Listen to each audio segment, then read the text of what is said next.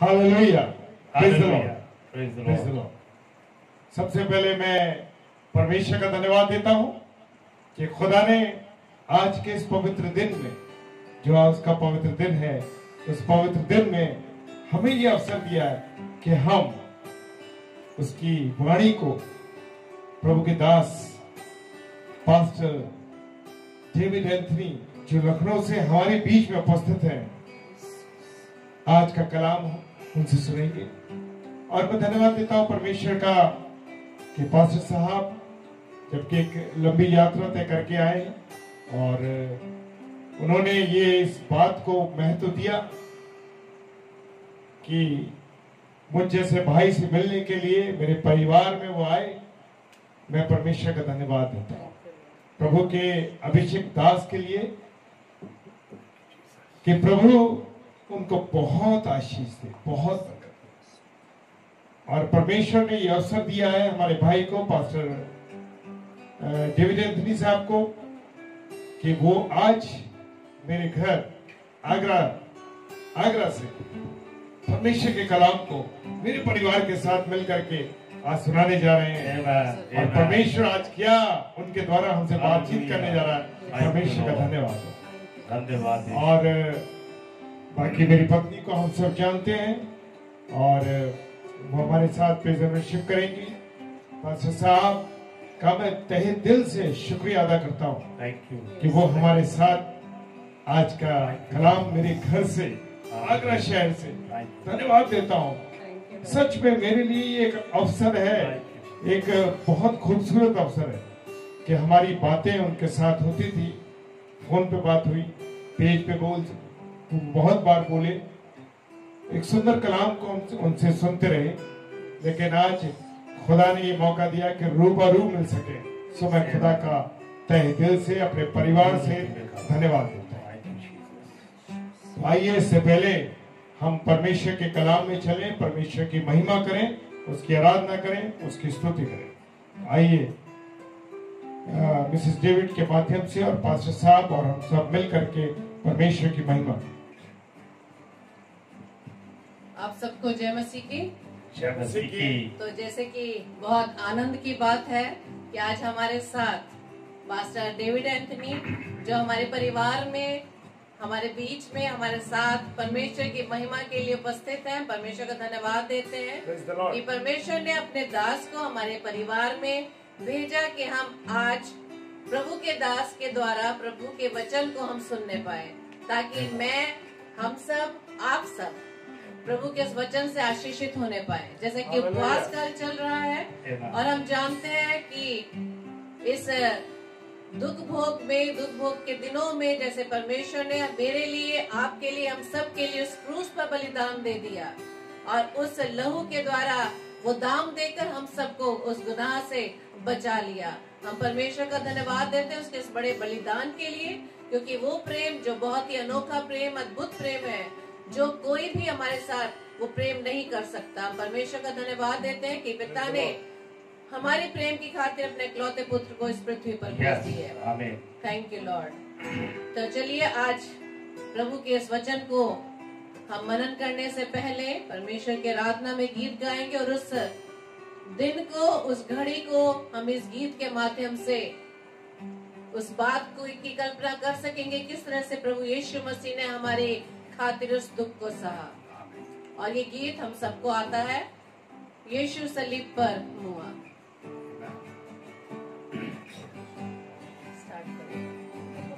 यीशु सलीब पर हुआ तेरे लिए, मेरे लिए, ऐसा महा दुख सहा तेरे लिए, मेरे लिए। मारा गया था क्रूस पर, भेजा गया था क्रूस पर, मारा गया था क्रूस पर, छेदा गया था क्रूस पर। मैं भी बचा, तुम भी बचो, मैं भी बचा तुम भी बचो, यहोवा की सजाओं से।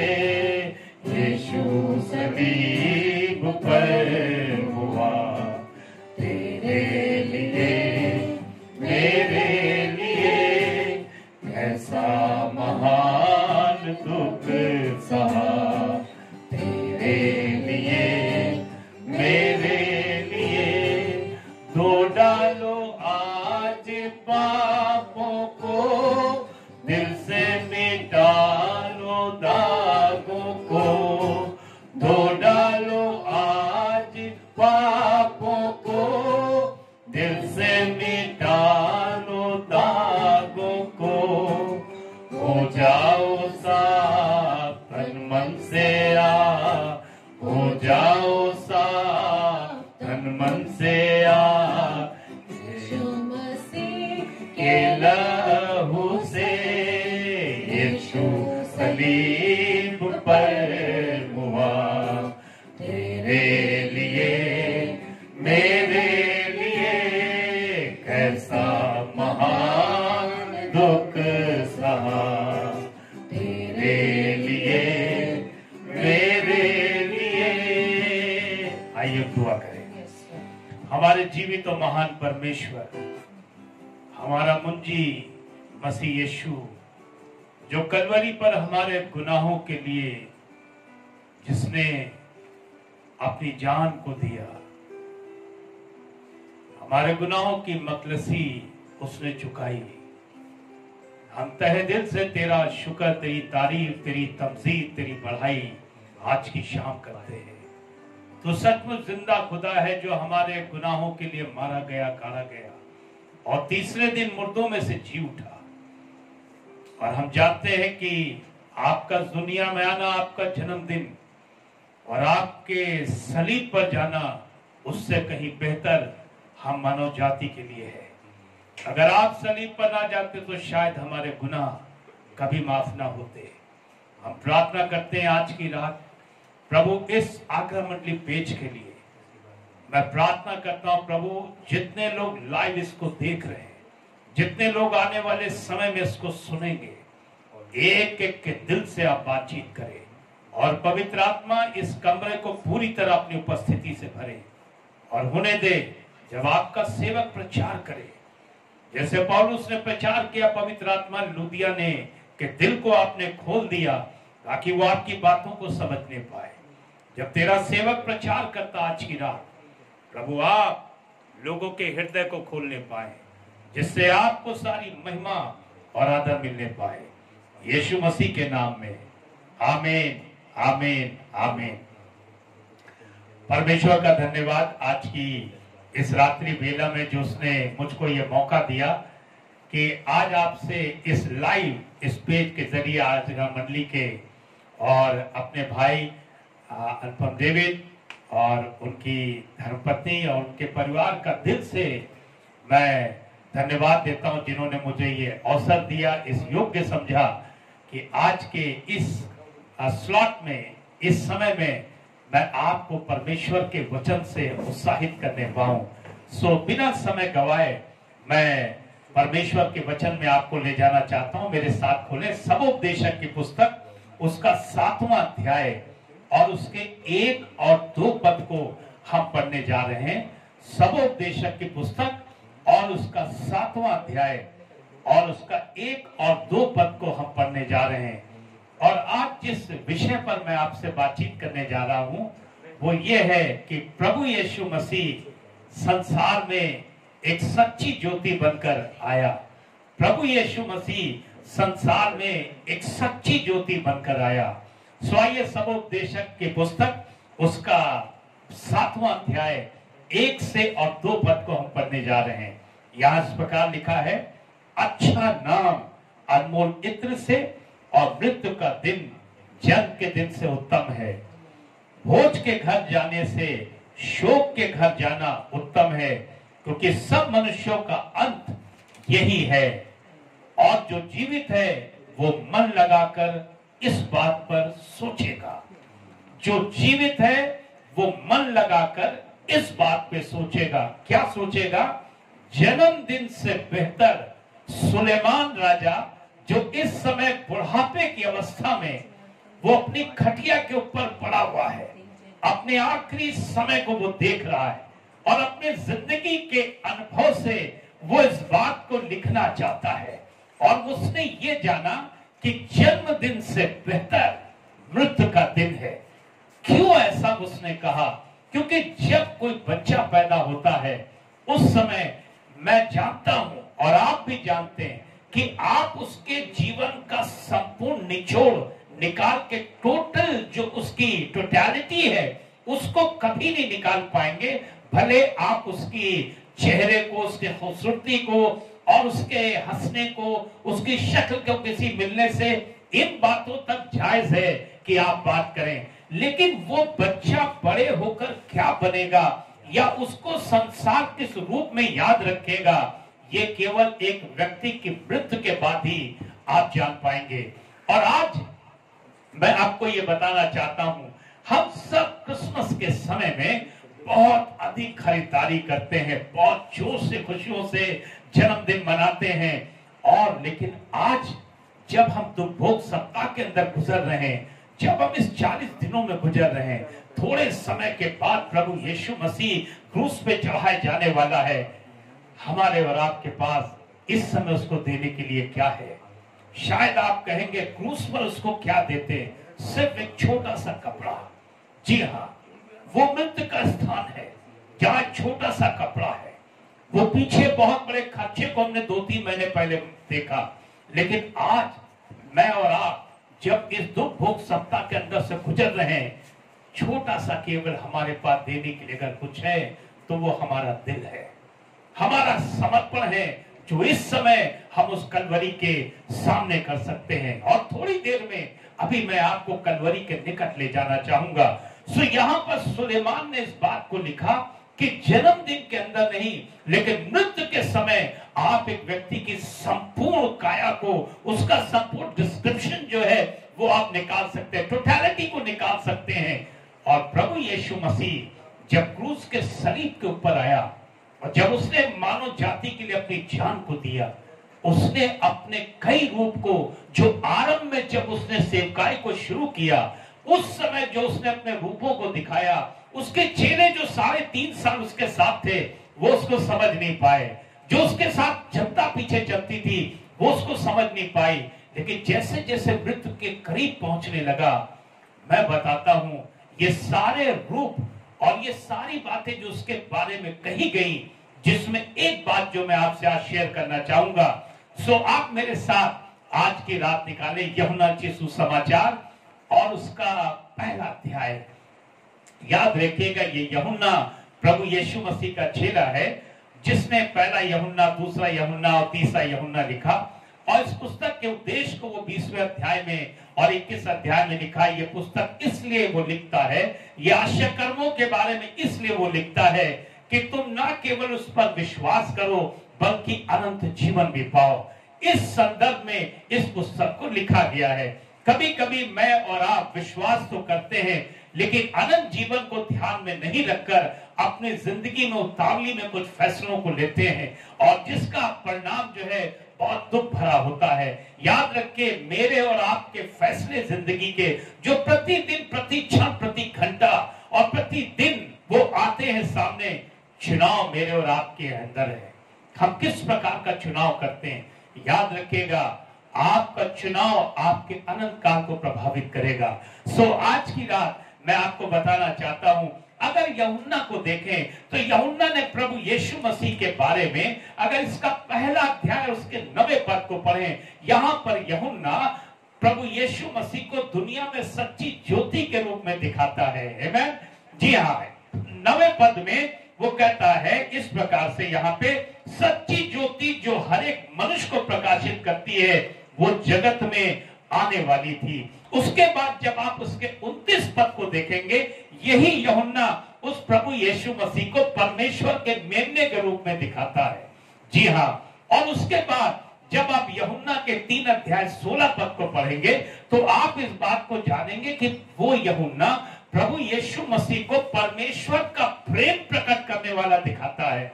और उसके बाद जब आप 6ठे अध्याय पर पहुंचेंगे, जहां पर वो कहता है कि वो जगत में जो रोटी आई सच्ची जीवन की, जो जीवन देती वो यही है। वो जीवन देने वाले के रूप में यीशु मसीह को दिखाता है। 1:9 में सच्ची ज्योति के रूप में दिखाता है। 1:29 में परमेश्वर के मेमने के रूप में यूहन्ना दिखाता है। उसके बाद 3:16 में परमेश्वर के प्रेम को प्रदर्शित करने वाले के रूप में दिखाता है। और 6ठे अध्याय के 33 पद में आगे वो वहां पे कहता है वो दुनिया में जो जीवन देने रोटी आई वो प्रभु यीशु है। तो आज मैं चारों में से केवल एक हिस्से में आपको ले जाना चाहता हूं, और वो है ज्योति। जी हाँ, सो जब यूहन्ना इस बात को कहता है कि वो सच्ची ज्योति है, ज्योति का कैरेक्टर ये है, आप जिस भी स्थान पर हो, जहां भी अंधेरे में कोई चीज पड़ी हो, अगर ज्योति वहां पर प्रकट हो गई तो याद रखिएगा वो चीज सामने दिखने लगेगी। जब प्रभु यीशु मसीह सेवा में आए, 2 प्रकार के लोग उनके सामने आए। एक वो आए जिन्होंने उस ज्योति से प्रेम किया और उसके करीब आए। शिमोन के बारे में लिखा, वो मंदिर में उसकी बात जो रहा था, और जब वो आया उसने हाथों में लिया, बहुत वो आनंदित हो गया। लेकिन दूसरी तरफ एक समूह है, वो क्या है, वो ज्योति में आना नहीं चाहता, उसके विरुद्ध काम करना चाहता। क्यों? क्योंकि वो ज्योति बार बार उनके छुपे हुए गुप्त पापों को और उनके जीवन के चरित्र को उभार के रखती थी।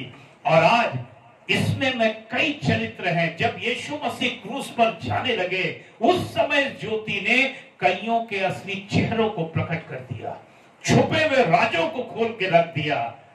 उसमें कई हैं जिनमें 2 बार यीशु ने शैतान शब्द का प्रयोग किया, एक पतरस, दूसरा यहूदा इस्करियोती। आज मैं आपको इस ज्योति ने यहूदा इस्करियोती के किस चरित्र को प्रकट किया, ये मैं आपको दिखाने चाहता हूं कि जब वो आया प्रभु यीशु मसीह के पास, उस समय कोई चेले 3.5 साल तक इस बात को भांप नहीं पाए कि वो कौन है। बार बार आपस में पूछने लगे, खाने के समय वो कौन है, ये सोच नहीं पाया यूहन्ना लिखते समय कि यही है जो प्रभु यीशु मसीह को आधी रात में आके चुम्मा देके वो पकड़वा दे। यूहन्ना समझ ही नहीं पाया कि ये जिसके हाथों में पैसों का सारा इंतजाम है, इसको गरीबों की चिंता नहीं, बल्कि ये जो है इस पैसों से चोरी करना चाहता है, इस पैसों में ईमानदार नहीं रहना चाहता है। और आइए मैं आपको घटना में ले चलता हूं, और वो घटना यूहन्ना ने दिखाया उसके 12वें अध्याय में। सब मेरे साथ देखे यूहन्ना की पुस्तक और उसका 12वां अध्याय, और उसके 1 से लेकर और 8 पद तक इस समय हम पढ़ने जा रहे हैं। यहाँ पे इस प्रकार लिखा है, यीशु फसह के 6 दिन पहले बेतनिया में आया, जहां लाजर था जिसे यीशु ने मरे हुए से जिलाया था। वहां उन्होंने उसके लिए भोजन तैयार किया, और माता सेवा कर रही थी, और लाजर उनमें से एक था जो उसके साथ भोजन करने के लिए बैठे थे। तब मरियम ने जटामासी का आधा सेर बहुमूल्य इत्र लेके यीशु के पांव पर डाला और उस अपने बालों से उसके पांव पोंछे, और इत्र की सुगंध से घर सुगंधित हो गया। परंतु उसके चेलों में से एक यहूदा इस्करियोती नामक एक चेला जो उसे पकड़वाने पे था, कहने लगा, ये इत्र 300 दिनार में बेचकर कंगालों को क्यों ना दिया गया। उसने ये बात इसलिए नहीं कही कि उसे कंगालों की चिंता थी, परंतु इसलिए कि वो चोर था और उसके पास उनकी थैली रहती थी, और उसमें जो कुछ डाला जाता था वो निकाल लेता था। यीशु ने कहा, उसे रहने दो, उसे ये मेरे गाड़े जाने के दिन के लिए रखने दो, क्योंकि कंगाल तो तुम्हारे साथ सदा रहते हैं, परंतु मैं तुम्हारे साथ सदा ना रहूंगा। आइए हम इस पृष्ठभूमि को समझें कि जहां पर यहूदा इस्करियोती, जहां पर वो अपने उन लोगों के खिलाफ जो प्रभु के लिए कीमती जीवन में त्याग और बलिदान कर रहे हैं, उनके खिलाफ वो एक योजना जो वो करना चाह रहे हैं, ऐसी योजना बना रहा जो बुराई की योजना है। और मैं आपको बताऊं ये किस समय की घटना है जो इस 12वें अध्याय में आप पढ़ रहे हैं। इसको समझने के लिए ऊपर के 11वें अध्याय के 51 पद से लेकर आपको 57 पद तक पढ़ना होगा, और यहाँ पर 54 पद में लिखा हुआ है, इसलिए यीशु समय समय से यहूदियों के में प्रकट होकर ना फिरा, परंतु वहां से जंगल के निकटवर्ती प्रदेश में इफ्राहिम नामक नगर को चला गया और अपने चेलों के साथ वहीं रहने लगा।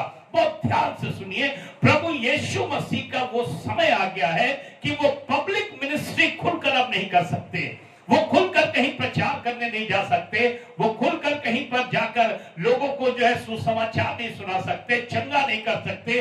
और क्यों ऐसा है? क्योंकि उस समय के महायाजक और अगुए, क्योंकि ये फसह के दिन से 6 दिन पहले की घटना है, 6 दिन बचा है। फसह का मेमना वो क्रूस पर लोगों के सामने बलिदान होगा, वो जो मंदिर में होगा वो मेमना है, लेकिन वो जो मेमना जो क्रूस पर बलिदान होगा वो 6 दिन केवल बाकी है। और ऐसे समय में हालात ऐसे हैं कि कोई भी प्रभु यीशु मसीह के ना निकट आ सकता है, ना उनके निकट वो आ सकते हैं। प्रभु यीशु मसीह इन 6 दिनों में भी बहुतों को अपने मृत्यु का राज, जी उठने का राज, इस दुनिया में आने का राज्य बताना चाहते थे, लेकिन यहाँ पर एक मौका नहीं उनके पास है। अब उनको तलाश है कि किस प्रकार वो बाहर निकले और जिस काम के लिए परमेश्वर पिता ने उनको भेजा था वो पूरा करें। इस घटना को जब आप 12वें अध्याय के ऊपर फुटनोट्स को पढ़ेंगे, वहां पे मरकुस के 14वें अध्याय का जिक्र है। जी हाँ, ऐसे समय में जब कोई अपना घर खोलने को तैयार नहीं, क्योंकि उस समय की सरकार, उस समय की जो वहां व्यवस्था है कानून की, उसको प्रभु यीशु मसीह की जिंदा या मुर्दा तलाश है। जी हाँ, उसको जिंदा या मुर्दा प्रभु यीशु मसीह की तलाश है। और जब वो मंदिर में नहीं आया, जबकि उसको आना चाहिए था, सब के दिन हुआ क्या? उस दिन जो है उन लोगों ने बैठकर एक योजना बनाई, जिंदा या मुर्दा किस प्रकार प्रभु यीशु मसीह को पाया जा सकता है। हुआ ये कि सब जो चेले थे, कुछ वो तो उसके साथ रह गए, लेकिन वो जिन्होंने अपने जीवन में आश्चर्य कर्म देखा था, शायद उस समय की सरकार ने चारों तरफ पोस्टर लगाए हो, जिंदा या मुर्दा, उनको खबर दी जाए, इतना बड़ा इनाम उस व्यक्ति को दिया जाएगा। और ये व्यक्ति आखिर में इस बात में सहमत हो गया, ये यहूदा इस्करियोती सहमत हो गया। जी हाँ, 30 चांदी के सिक्कों में ये सहमत हो गया।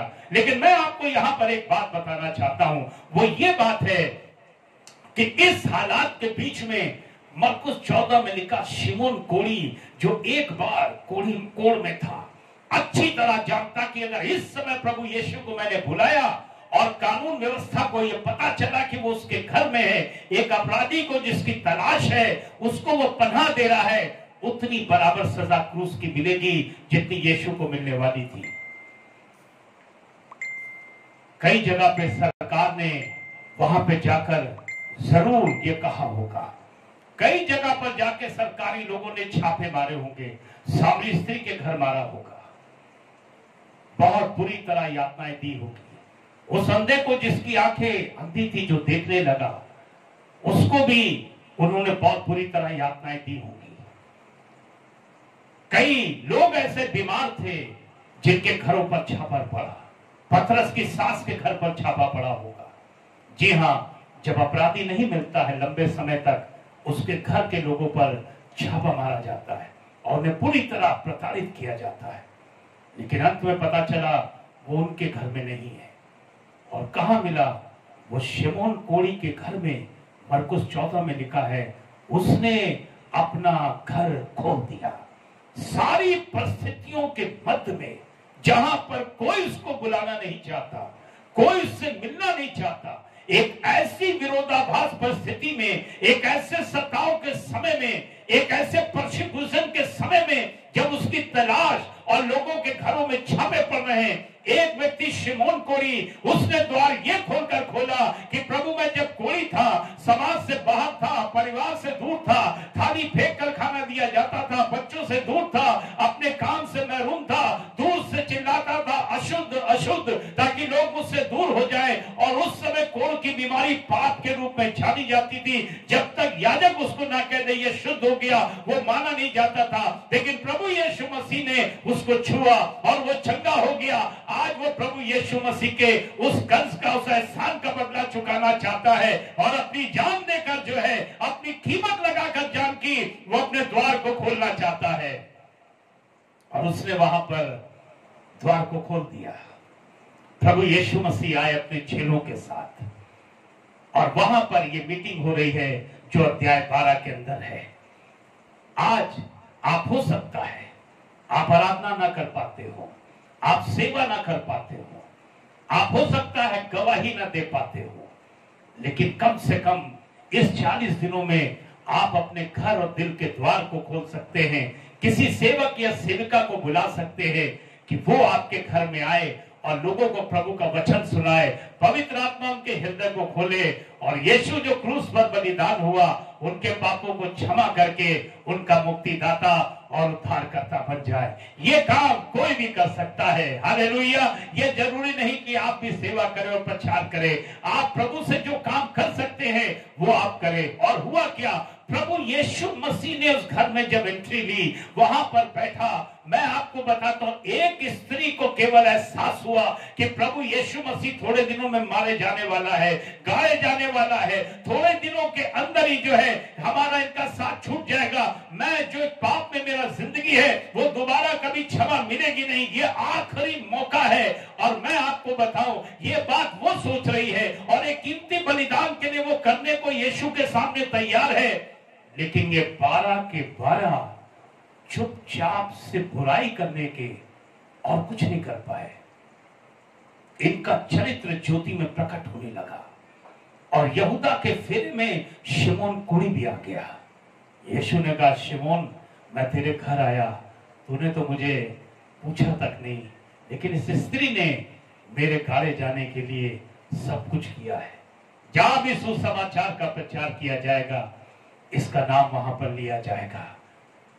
और मैं आपको बताऊं, मेरी और आपकी जिंदगी में कभी कभी मैं और आप कलीसिया को, सेवक को, प्रभु यीशु मसीह को, वचन को, बाइबल को, प्रार्थना को, उपवास को हल्के में ले लेते हैं, क्योंकि हम बहुत लंबे समय से यीशु के साथ रहे हैं और हमें एक ओवर कॉन्फिडेंस हो गया है कि वो तो हमारा उद्धार करता है। लेकिन वहीं पर आप पहले प्रेम से दूर हो सकते हैं। जी हाँ, आपको गंभीरता से इस खतरे को जांचना होगा। क्या मैं कहीं वो पहला सा प्रेम जो यीशु के नाम सुनते ही मेरे अंदर आनंद भरता था और जो अंदर जोश को लाता था, जो उसके प्रति प्रार्थना के लिए मुझे, जो उसके प्रति जो है वो मुझे दुख उठाने के लिए, उसके प्रति सताव उठाने के लिए, उसके लिए मुझे कीमती से कीमती त्याग करने के लिए, उसके लिए सब कुछ करने के लिए, वो पहला सा प्रेम जो है जो मुझे उत्साहित करता था, कहीं वो पहला सा प्रेम मैंने छोड़ तो नहीं दिया। ये सबसे बड़ा खतरा, क्योंकि लिखा अंत के दिनों में अधर्म के बढ़ने से बहुतों का प्रेम जो है वो ठंडा हो जाएगा। जी हाँ,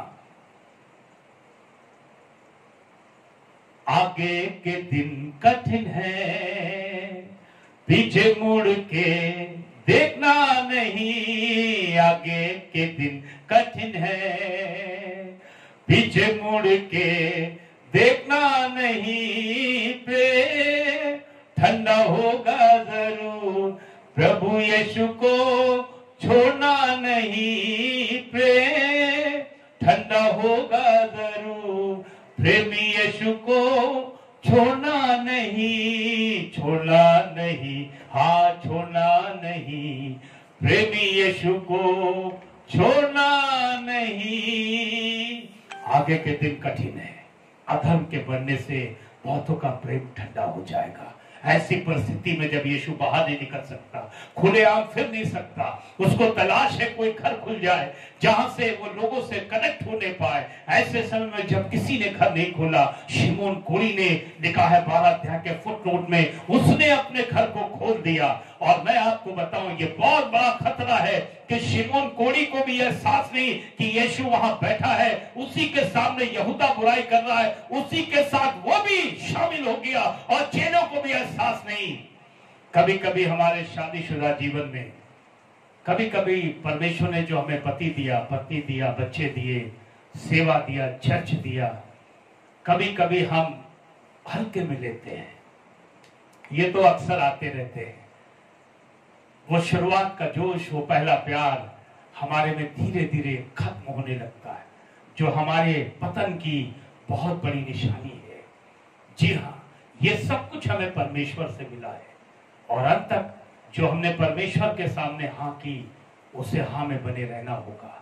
आप 12वें अध्याय की तरफ आए। सबसे पहले यहाँ पे लिखा हुआ है कि वहां पर लाजर आया। लाजर ऐसे समय में जब कोई यीशु के साथ खड़ा नहीं होना चाहता, उस बेतनिया के अंदर, इसके बाद लाजर ने उसको उस जगह पर अपने घर बुलाया और वहां से अपने घर बुलाने के बाद उसने खड़े होकर गवाही दी। और आगे लिखा हुआ 9 से 10 और 11 पद में, क्योंकि बहुत से लोगों ने यीशु के कारण नहीं, लाजर के कारण उस पर विश्वास किया और वो लाजर की खोज में लग गए। याद रखिएगा, आपको प्रभु के पीछे चलने के कारण एक बहुत बड़ी कीमत आपको चुकानी होगी। और यहाँ पे लिखा हुआ है उस कीमत को ये चुकाना था लाजर को कि उसको सबके सामने गवाही देनी थी। बहुत छोटी सी गवाही दी उसने, मैं मर गया था अब मैं जीवित हूं। उस अंधे ने बहुत छोटी गवाही दी, मैं अंधा था अब मैं देखता हूं। और मैं आपको बताऊं, इस छोटी सी गवाही ने बहुतों को यीशु पर विश्वास करने पर मजबूर कर दिया। इस गवाही ने फोकस को यीशु से हटा के लाजर के ऊपर रख दिया। आज लोग यीशु को नहीं जानते, लेकिन आपको यीशु के रूप में जानते हैं, लाजर के रूप में जानते हैं, मरियम के रूप में जानते हैं। और यहाँ पे लिखा, उसके बाद मरियम जो है वो उसके पांव पर बैठकर वो जटामासी का तेल इतना खींचती जिसकी चेहरे बुराई करने लगे, लेकिन यीशु ने उसका पूर्ण विरोध किया और उसने कहा मेरे गाड़े जाने के लिए इसने ऐसा किया। जहां भी सुसमाचार के लिए प्रचार किया जाएगा इसका नाम लिया जाएगा, क्योंकि मरकुस बताता सुसमाचार का त्याग करना आपको निश्चित एक इनाम देगा जीवन की पुस्तक में। उस स्त्री ने एक बात तैयार किया, उसका नाम जीवन की पुस्तक में आज तक लिखा है और हमेशा के लिए लिखा जाएगा। वो मरियम वो यीशु के पांव के पास आके बैठ गई और उसकी वो जो है आराधना करने लगी, उसकी बात को सुनने लगी। हो सकता है आप द्वार ना खोल पाए, आप प्रभु की आराधना कर सकते हैं। अगर आप प्रभु की आराधना नहीं कर सकते, बाहर निकल के आप खड़े होकर लाजर के समान गवाही दे सकते हैं। उसके बाद लिखा मार्था, जो पहले तो लूका में लिखा हुआ है कि वो व्यर्थ बातों की चिंता में थी, लेकिन अब के बिना मौका गवाए वो प्रभु यीशु की सेवा कर रही है। पहले उसने प्रभु यीशु के लिए सेवा की, अब वो प्रभु यीशु की सेवा कर रही है। याद रखिए, परमेश्वर ने पहले अपनी सेवा के लिए, उसके बाद लोगों की सेवा के लिए बुलाया है। We are called unto the Lord. We have to serve unto the Lord. हमें पहले परमेश्वर से प्रार्थना, आराधना, वचन, ये उसकी सेवकाई है। उसकी सेवा करने के बाद हम लोगों के सामने सेवकाई करने आते हैं। और माता जो है लिखा वो प्रभु की सेवा कर रही है। हो सकता आप द्वार ना खोल पाए इस 40 दिनों में, हो सकता आप गवाही देने में घबराते हो सकता है आपके पास बहुत बड़ा दाम नहीं उसको देने के लिए, लेकिन आप उसकी आराधना करना चाहते हैं। लेकिन हो सकता है आप उसकी सेवा कर सकते हैं। आप क्या कर सकते हैं, टीम के साथ जाकर सेवकाई में जो सेवा में जा रहा आप उसकी मदद कर सकते हैं। या तो आप जाएं और या लोगों को भेजें, ये काम आप कर सकते हैं। इन लोगों ने किस परिस्थिति में किया, लिखा 11वें अध्याय में, जब यीशु खुलेआम घूम नहीं सकता था, उस समय की सरकार उसको ढूंढ रही, जिंदा या मुर्दा। लिखा हुआ है 57 पद में 11वें अध्याय के, जीवित या मृत, कैसे भी यीशु पकड़ा जाए। चारों तरफ तलाश है, लेकिन इसके बीच में इन लोगों ने चुनाव किया, हम अपने घर को खोलेंगे, हम उसकी आराधना करेंगे, हम उसकी गवाही देंगे, हम उसकी सेवा करेंगे, चाहे परिस्थितियां कुछ भी हो जाए, परिणाम कुछ भी हो जाए। हम जिसको यीशु ने बचाया, हमारे पापों को माफ किया, हमारी बीमारी से हमको शुद्ध किया, हमें गलत चुनाव से सही चुनाव की तरफ लेकर आया, जिसने में मरों में से जो पाप में मरे थे, मुर्दों से हमको जिलाया, कैसे हम ऐसे समय में उसका विरोध करें। आज आखिरी समय यीशु का फिर निकट आया है। गुड फ्राइडे बहुत करीब आ रहा है। परिस्थितियां हमारे देश की हर जगह बिल्कुल ऐसी ही है, और आप मन के अंदर सोच रहे हैं कि मैं तो भोग सप्ताह में उसके लिए क्या करूं। आप कुछ कर सकते हैं। एक है जो कुछ नहीं करना चाहता। लिखा है ऐसे समय में भी, लिखा यहूदा स्कृति वो अपने काम में लगा था। लेकिन एक चीज समझ लीजिए, जो काम यहूदा ने किया उसका परिणाम क्या हुआ, एक बहुत बड़ी शिक्षा है। मत्ती के 27 अध्याय को अगर आप देखें, आखिरी में मेरे साथ और यहाँ पे इस प्रकार से लिखा हुआ है उस यहूदा के बारे में, उसके 27 अध्याय के उसके मैं 3 से लेके 5 पद पढ़ना चाहता हूं, बहुत ध्यान से देखिए। यहाँ पे लिखा, जब उसके पकड़वाने वाले यहूदा ने देखा कि वो दोषी ठहराया गया है तो वो पछताया और वे 30 चांदी के सिक्के प्रधान याजकों पुरनियों को पास फेर लाया और कहा, मैंने निर्दोष को घात करके पकड़वा के पाप किया है। उन्होंने कहा, हमें क्या, तू ही जान। तब वो उस चांदी के सिक्कों को फेंक कर चला गया और जाकर अपने आप को उसने फांसी दे दी। पतरस ने भी यीशु का इनकार किया, उसके ऊपर भी शैतान शब्द का इस्तेमाल किया कि शैतान तुझे गेहूं के नाई फटकने पर है, लेकिन मैंने तेरे लिए प्रार्थना की तेरा विश्वास जाता न रहे। दूसरी तरफ इसके लिए भी यीशु ने कहा, तुम में से एक है जो शैतान की तरह है। लिखा, जैसे उसने रोटी को लिया शैतान उसमें समा गया। ये 2 चेले हैं जो शैतान के वश में बिल्कुल जाने वाले थे। एक ने पश्चाताप में इंसान से आके माफी मांगी, महायाजकों से और उस समय के लीडरों से आके माफी मांग के कहा, मैं पापी हूं, मैंने पाप किया निर्दोष के खिलाफ और उस पैसे को वापस करना चाहा। मनुष्य से माफी मांगी, जिसका अंत ये हुआ कि उसके अंदर निर्दोष की भावना जा नहीं पाई, जो उसके 27 के शुरुआत में लिखा हुआ 3 पद में, जब अपने आप की जो दोष की आत्मा उसके अंदर पाप की, वो मनुष्य नहीं दूर कर पाया। उन्होंने कहा, हम इसमें क्या कर सकते। तब भी वो नहीं समझा, तब भी वो जा सकता था यीशु के पास पश्चाताप करने, लेकिन पतरस प्रभु के पास आया, उसने प्रभु से माफी मांगी। प्रभु ने कहा, पतरस सारी बातों को छोड़कर एक बात बता, क्या तुम उससे प्रेम करता है? उसने कहा, हाँ प्रभु। पहली बात तो खोपड़ी से जवाब दिया, फिर मुंह से जवाब दिया, जुबान से, लेकिन तीसरी बार लिखा, पतरस मन में उदास हो गया। अब वो दिल से सच्चाई बताने जा रहा है कि प्रभु तू सब कुछ जानता है। आज एक सवाल मैं आपको छोड़ना चाहता हूं, इस 40 दिन के अंदर आप जो पछतावा कर रहे हैं, किसके सामने आप पछतावा कर रहे हैं, किससे कर रहे हैं? सैमुअल के सामने शाऊल का अपराध पकड़ा गया, उसने कहा, सैमुअल से मैंने पाप किया है।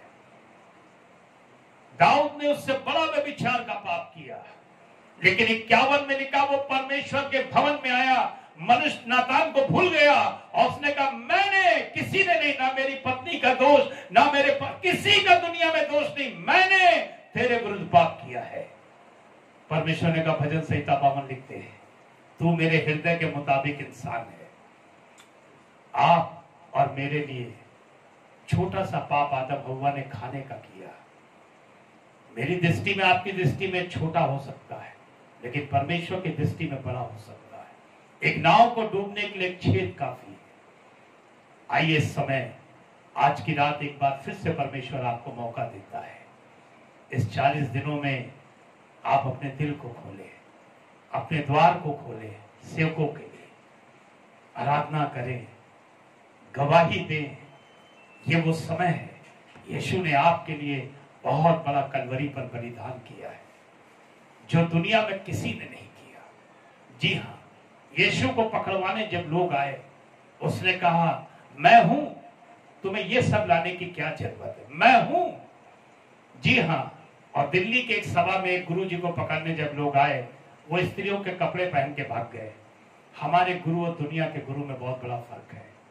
आज मैं आपको एक ऐसे गुरु के बारे में बताना चाहता हूं, जिसने दिलेरी से मौत का सामना किया, क्योंकि वो इसके लिए आया था। आज कोई ऐसा नहीं जो आपके पापों के लिए अपनी जान दे दे।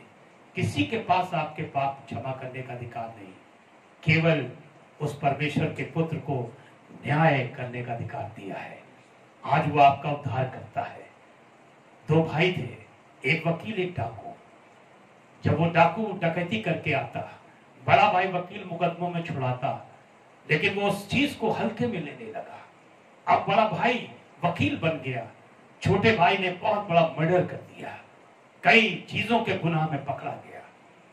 जब वो सामने लाया गया एक नया वकील खड़ा हुआ, लेकिन उसके बड़े भाई ने, जो जज की सीट पे बैठा था न्यायी, उसने लिखा दफा 302 के तहत हत्या के जुर्म में तुमको मौत की सजा दी जाती है।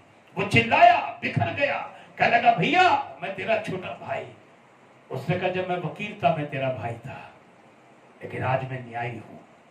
आज प्रभु यीशु मसीह अनुग्रह के दिनों में आपका वकील और उद्धार करता है, आपके केस को फाइट करेगा, आपके हर गुनाह के, चाहे वो किसी तरह के हो, किसी तरह की प्रॉब्लम हो, उसको वो फाइट करेगा और आप निश्चय जीतेंगे अगर यीशु आपका वकील है। और आज वो आपका उद्धार करता और आपका प्रभु बनना चाहता है, अगर आप उसको अपने दिल में आने दें और अपने गुनाहों से पछतावा करें। और बपतिस्मा ने उद्धार आपका है। और अगर आपने ऐसा नहीं किया, अब वो न्याय बनकर आ रहा है, जहां पर आपके लिए दोबारा कोई अनुग्रह नहीं, कोई माफी का समय नहीं। फैसला आपके हाथों में आज की रात इस आगरा मंडली के पेज से आपको दिया जाता है। ये इन्विटेशन, ये न्योता कि आप उसको अपना उद्धार करता और स्वामी ग्रहण करने को तैयार है। अगर तैयार है तो मेरे साथ इस लाइन को दोबारा गाए। परमेश्वर आपको आज की रात ब्लेस करे। यीशु सलीब पर मुआ तेरे लिए, मेरे लिए, कैसा महान दुख सहा। तेरे लिए, मेरे लिए, मारा गया था क्रूस पर, भेदा गया था क्रूस पर, मारा गया था क्रूस पर, भेदा गया था क्रूस पर। मैं भी बचा तुम भी बचो, मैं भी बचा तुम भी बचो, यहोवा की सजाओं से। यीशु सलीब पर हुआ तेरे लिए, मेरे लिए। महान जीवित परमेश्वर, हम इस आगरा की मंडली के पेज से प्रभु प्रार्थना करते हैं, इस आगरा में रहने वाले लोगों के लिए, और जो आज की रात प्रभु लाइव आपको देख रहे और देखेंगे। मैं प्रार्थना करता हूँ इस 2 भोग सप्ताह में जो आपने हमारे लिए सहा, प्रभु कम से कम हम तेरे लिए अपने द्वार को खोल के मीटिंग रखने पाए। प्रभु तेरे लिए कहीं खड़े होकर गवाही देने पाए कि यीशु मेरे पापों के लिए मारा गया, गाड़ा गया और जी उठा। मैं पापों में मर गया था, लेकिन उसने पवित्र आत्मा के द्वारा जिलाया। प्रभु हम आपकी आराधना कहीं शामिल होकर करने पाए। प्रभु हम आपकी सेवा करने पाए। ओ महान परमेश्वर, हम अपने दिल को खोलने पाए। प्रभु हम में से कोई भी ऐसा ना हो जो प्रभु इतने बड़े क्रूस के सामने आकर दोषी ठहर कर वापस लौटने पाए। प्रभु तेरे पास वापस लौटने के लिए शर्त आपका प्रेम है। क्या तू सारी बातों से बढ़कर मुझसे प्रेम करता है? प्रभु आज की रात मदद कर और हर एक का तू प्रभु उद्धार करता बन जा। ये हमारी प्रार्थना है। एक एक को पिता पुत्र पवित्र आत्मा के नाम में प्रभु मैं ब्लेस करता। आज की रात प्रभु ये सवाल तू जो जगत की ज्योति है, हर एक के जीवन को सामने लेकर आने पाए तेरे कलवरी के यीशु के नाम में, आमीन। आप सबों को प्रभु बहुत आशीष दे, विशेषकर आगरा मंडली के। I thank the Lord for this page and really thankful for the shepherd of this page, Brother Anupam David, his dear wife. Thank you so much giving me this wonderful opportunity to bring God's word this evening. And I do believe God is going to speak and God is going to bless through his word. God bless you all.